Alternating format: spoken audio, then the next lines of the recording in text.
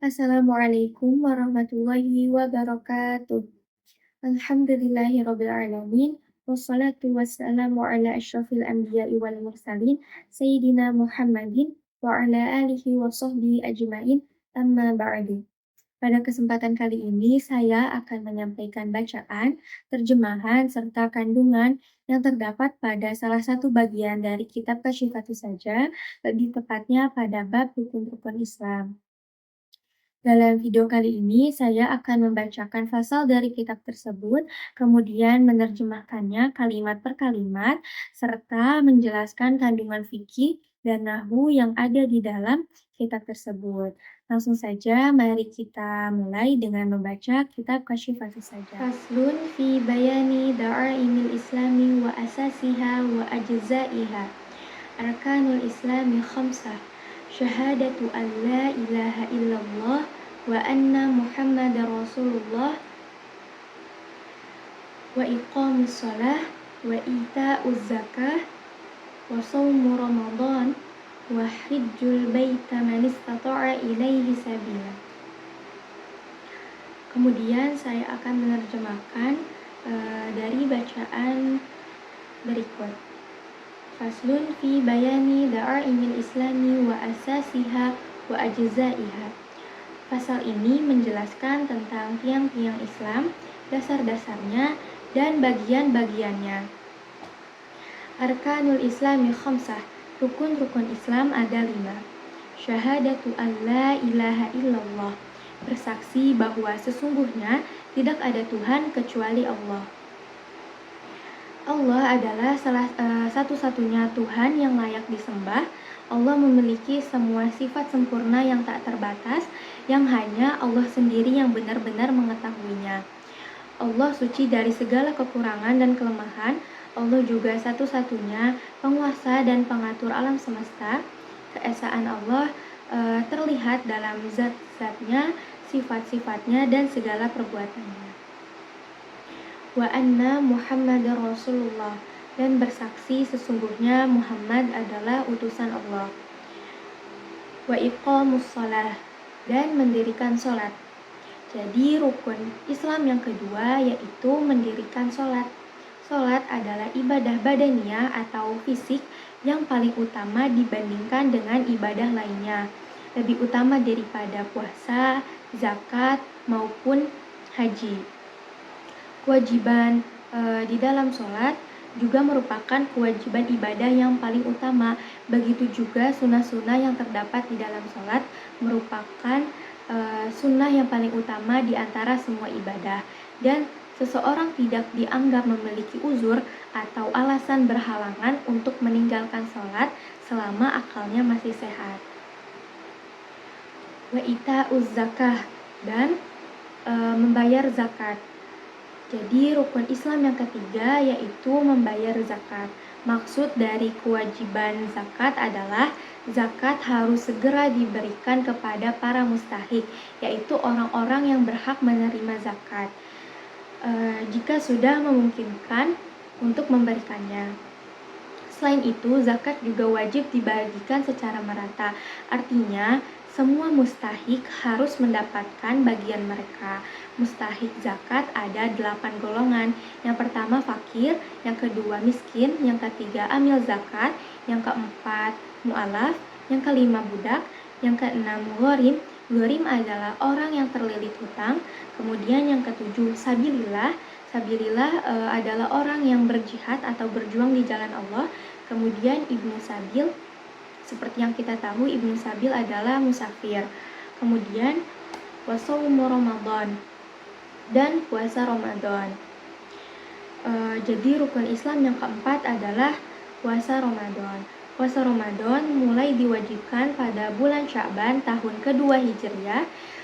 Setelah itu Rasulullah SAW menjalani puasa Ramadan sebanyak 9 kali selama hidup beliau. Dari 9 Ramadan yang beliau laksanakan, hanya 1 kali Rasulullah menjalankan puasa secara penuh selama 1 bulan. Sedangkan 8 Ramadan lainnya Rasulullah tidak menjalankannya secara penuh. wa hajjul baiti man istata'a ilaihi sabila. Dan haji ke Baitullah bagi orang yang mampu.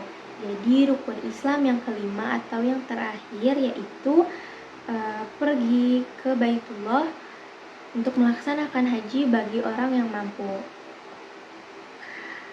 Setelah memahami isi dan makna fikih dari bacaan tadi, kini saya akan mengajak kita bersama-sama melihat lebih dalam dari sisi bahasa Arabnya, yaitu menganalisis kaidah-kaidah nahwu yang terkandung di dalam teks.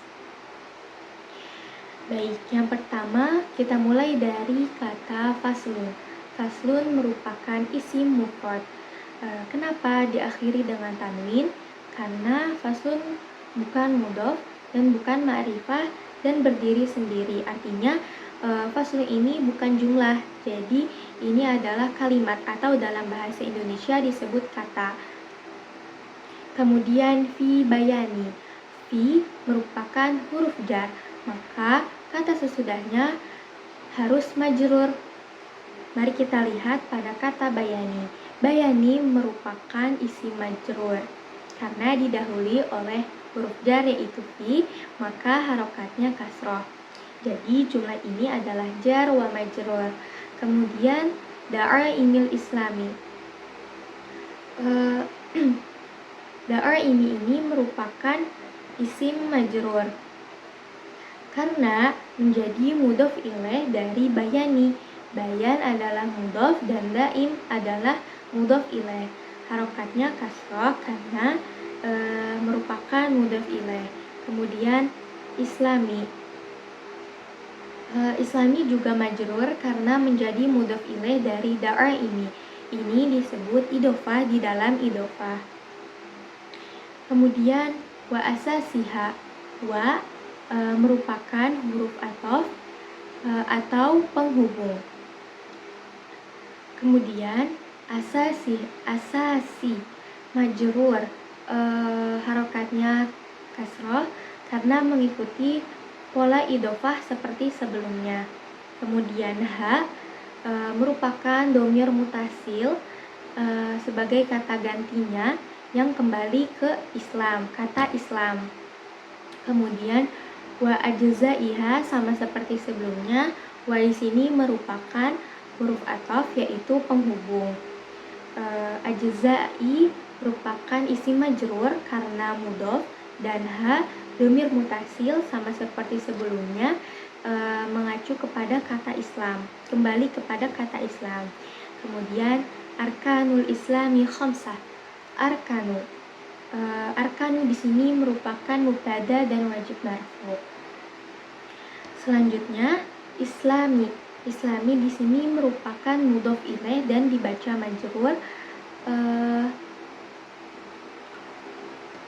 karena dia merupakan mudhof ilaih dan mudhofnya adalah arkanu. Kemudian khamsah merupakan khobar dari arkanu, maka dia marfu. Dan karena dia bilangan jadi menunjukkan jumlah rukun Islam yaitu atau jumlah taksis. Kemudian syahadatu alla ilaha illallah. Syahadatu merupakan isim mufrad. Syahadatu merupakan isim mufrad dan dibaca marfu. Kemudian dia mudhof karena setelahnya ada kalimat an. Mari kita analisis kalimat an. An ini merupakan huruf nasab dan masdar. Fungsinya memasukkan kalimat fi'liyah jadi satu isim yaitu masdar mu'awwal. Kalimat sesudahnya jadi takwil dari satu isim.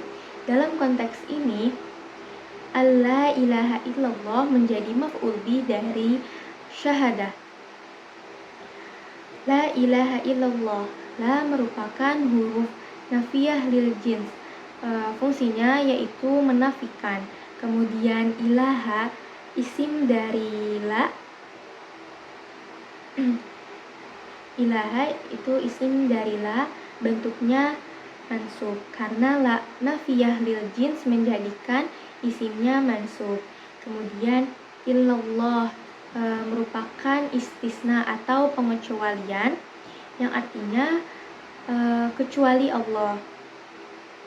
Wa anna Muhammadar Rasulullah, seperti sebelumnya. Wa di sini juga merupakan huruf athof, yaitu penghubung. Kemudian anna merupakan huruf taukid dan nasab. Fungsinya menjadikan kalimat setelahnya sebagai masdar muawwal juga. Kemudian Muhammadah merupakan isim mansub. Kemudian Rasulullah di sini merupakan khobar dari anna, maka harus dibaca marfu. Kemudian Allahi merupakan mudhof ilaih, maka dibaca majrur. Kemudian wa iqamus shalah. Wa di sini juga masih termasuk huruf athof penghubung iqamu dengan rukun Islam sebelumnya, yaitu syahadat. Iqamu di sini berbentuk isim masdar dari fiil aqama yuqimu, yang artinya menegakkan atau mendirikan. Marfu karena tidak ada amil yang menyebabkannya nasab atau jar, dan dia berfungsi sebagai mudhof. As-sholati di sini merupakan isim majrur karena menjadi mudhof ilaih dari iqamu. Kemudian selanjutnya wa ita'uz zakah. Wa ita'u merupakan masdar dari fiil ata yuti. Maknanya memberikan, menunaikan, menyerahkan. Bentuknya marfu karena dia bagian dari deretan isim yang diatofkan ke mubtada. Syahadah. Kemudian zakat merupakan isim majrur karena menjadi mudhof ilaih dari kata ita'u. Selanjutnya wasaumu ramadhana. Saumu merupakan isim masdar dari fiil soma yasumu, yang artinya berpuasa. Bentuknya marfu karena jadi bagian dari susunan isim yang semuanya ma'tuf atau diatofkan ke mubtada. Dia juga mudhof karena setelahnya ada kata Ramadan. Kemudian kita analisis kata Ramadan. Ramadana isim ma'rifah majrur karena dia jadi mudhof ilaih dari saumu. Harokatnya fathah karena dia isim ghair munsharif. Meskipun statusnya majrur. Kemudian wa hajjul baiti man istata'a ilaihi sabila. Hajjul isim masdar dari hajja yuhijju, yang artinya berhaji. Dibaca marfu karena dia bagian dari deretan ma'tuf yang diatofkan ke mubtada sebelumnya, yaitu syahadah, dan dia juga merupakan mudhof. Kemudian al-baiti merupakan isim ma'rifah karena dia memiliki alif lam. Terus dia dibaca majrur karena jadi mudhof ilaih dari hajju, maksudnya baitullah. Kemudian man di sini merupakan isim mausul atau kata sambung, artinya siapa yang. Kemudian istata'a merupakan fi'il madhi, yaitu kata kerja lampau, artinya mampu. Selanjutnya ilaihi merupakan jar majrur. Di sini huruf jarnya yaitu ila, kemudian majrurnya yaitu hi, domir mutasil hi. Hi di sini kembali kepada al-bait. Kemudian sabila. Sabila di sini merupakan isim mansub berfungsi sebagai tamyiz atau penjelas atau maf'ul bih dari kata istata'a.